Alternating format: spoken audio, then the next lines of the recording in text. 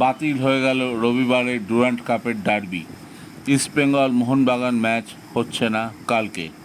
Match না হওয়ায় দুদলের মধ্যে পয়েন্ট ভাগাভাগি হচ্ছে। ইস্টবেঙ্গল এবং মোহনবাগান দুদলই পাচ্ছে একটি করে পয়েন্ট। প্রতিযোগিতায় গ্রুপগুলির পয়েন্ট তালিকার যা অবস্থা, তাতে দুই দলই চলে যাচ্ছে কোয়ার্টার ফাইনালে।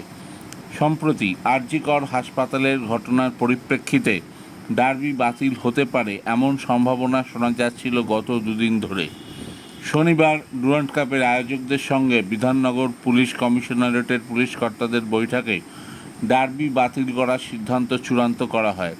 সূত্রের খবর, শহরের উত্তপ্ত পরিস্থিতির কথা মাথায় রেখেই পুলিশের তরফে যুক্তি দেওয়া হয়, শহরের বিভিন্ন জায়গায় এত পরিমাণে পুলিশকর্মী দেওয়া হয়েছে যে ডার্বির জন্য যত পরিমাণে পুলিশ লাগে সাধারণত সেটা রবিবার রাতে জোগাড় করা সম্ভব না। এছাড়া গত কয়েকদিন ধরে সমাজ মাধ্যমে দু দলের সমর্থকরাই আরজিকর কাণ্ডে প্রতিবাদ জানাচ্ছিলেন। ফুটবল সমর্থকদের একাংশ আরজিকরের ঘটনার পরিপ্রেক্ষিতে উই ওয়ান্ট জাস্টিস টিফোর পরিকল্পনা করেছিলেন। কয়েকটি সমর্থক দলের তরফে ঘোষণাও করা হয়, ম্যাচের দিন ব্যানার টিফোর মাধ্যমে ঘটনার প্রতিবাদ করা হবে।